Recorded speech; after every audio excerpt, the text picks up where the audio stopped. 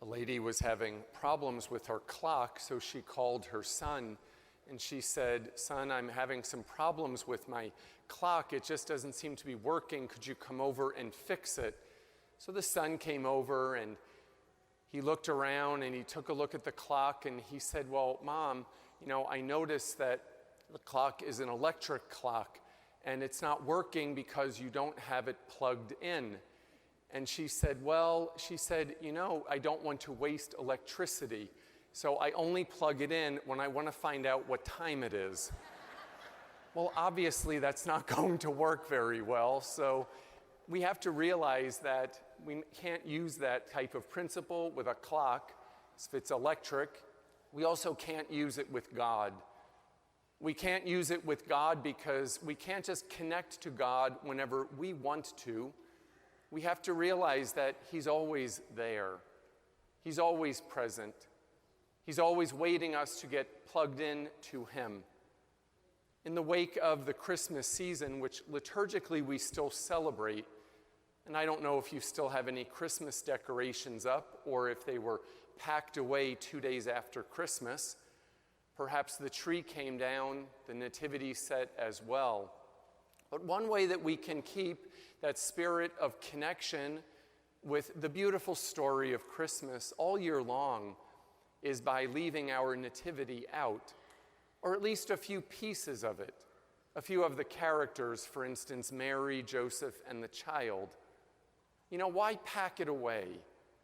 Why go putting it back to only be taken out like a piece of artwork? Because really, this symbolizes something that touches our hearts, that God humbled Himself and became a child, wrapped in human flesh for our salvation. And that's not something that is a story for just one day of the year that happens on December 25th, but it's something that we can be reminded of all year long.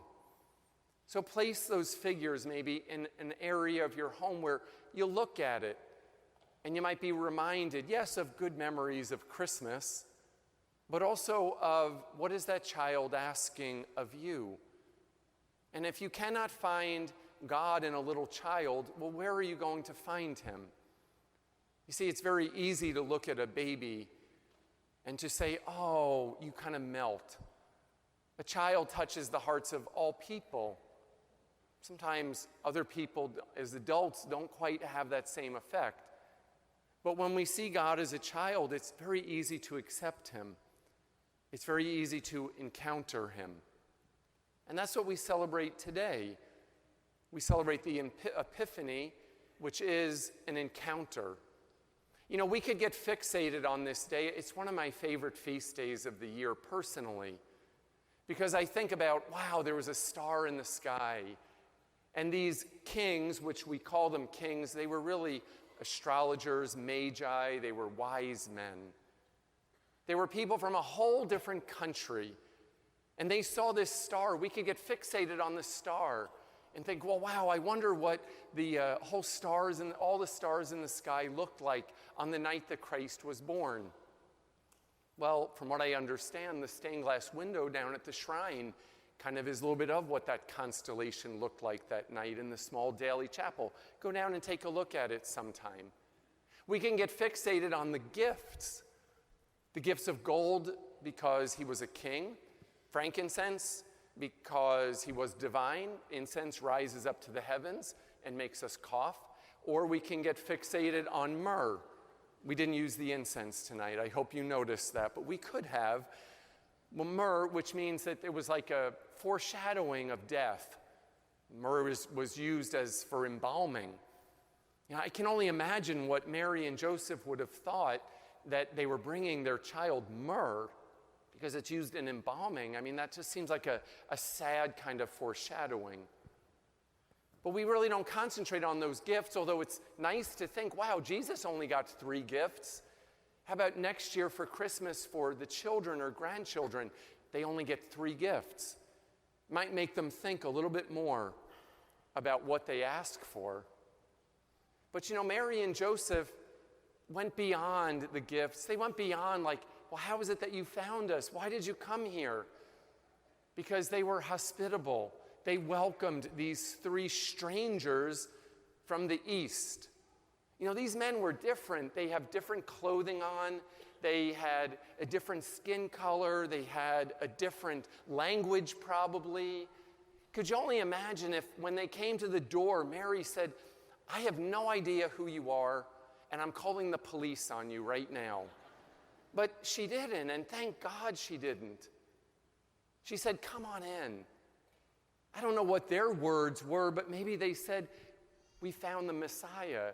And Mary, treasuring all these things in her heart, she knew from that very early on stage something was different about this child.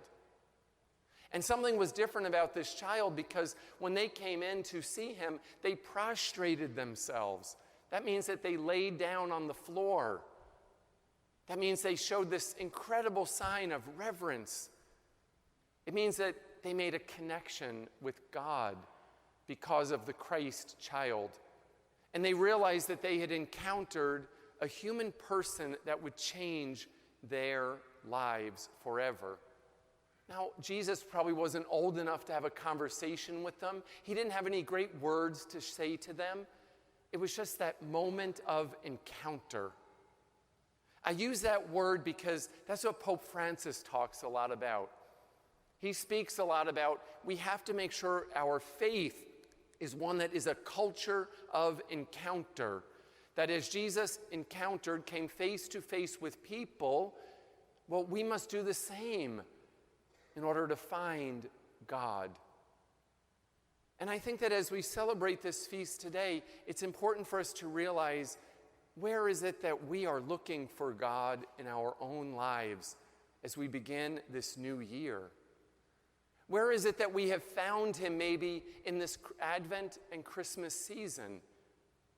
That we want to be able to keep that alive a little bit longer and further throughout the year.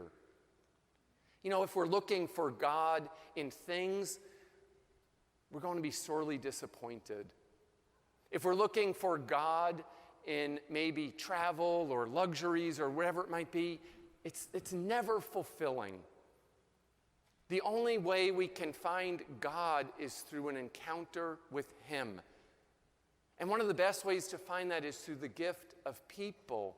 It's through our own relationships. It's how we embrace our own mission here at Annunciation, to know, love, and serve God by loving and serving others. Well, that's a wonderful formula, because where is it that we find God then? In a beautiful way, yes, in the tabernacle, yes, in the Word, yes, in the community. It's in other people. And what is God asking of us maybe to be challenged a little bit to find him maybe in the least, the last, and the lost? And that means maybe we need to look a little deeper into some people that we put into a fence or kind of stay away from, or maybe that we don't like. Maybe people that are different from us, kind of put up a barrier there because we're not too sure about them. Just think of Mary and Joseph. They didn't put up any barriers. They said, come on in. I'm going to find God in you. And these wise men, these astrologers, these magi, they found the Lord in that little child. How are we being challenged perhaps right now to think of the unlovables in our own life that we need to look for God in them? You see, Christ goes beyond borders. Christ goes beyond nationalities. Christ goes beyond language and dress and all kinds of other ways, because Christ lives in the human heart. And that is where truly we are asked to find him, to search for him. And when we do, we will have an experience like these three men. Their names were Caspar, Balthazar, and Melchior, according to tradition or legend.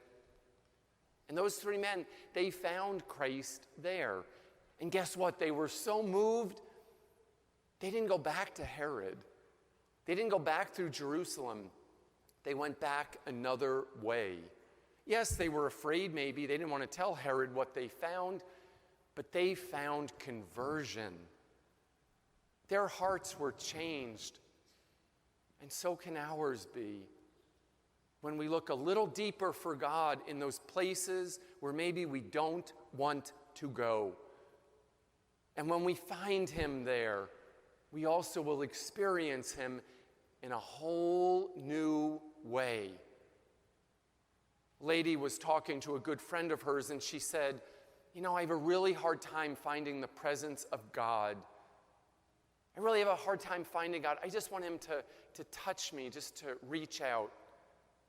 So her friend said, well, why don't you just spend a moment and pray? Let me pray with you. And speak from your heart about how you want to find God. So she closed her eyes and she said, in a very deep way, her desire to find God, Lord, touch me, reach out, let me know that you're there. And her friend took her own hand and put it on her shoulder, and the lady suddenly opened her eyes and she said, wow, God just touched me, but it felt like your hand. And the lady said, well, that's how God works, through people. He takes whoever's nearest to you, and he makes sure you know him through that presence. Who is nearest to us? And how can we perhaps connect to God? Making sure we know that the Christ in us is finding the Christ in another. And it's free. It doesn't cost any money in terms of electricity to connect to God. But we'll know his presence in a new way, in a beautiful way, in a way that will allow us to go into this year of 2017, perhaps by another route.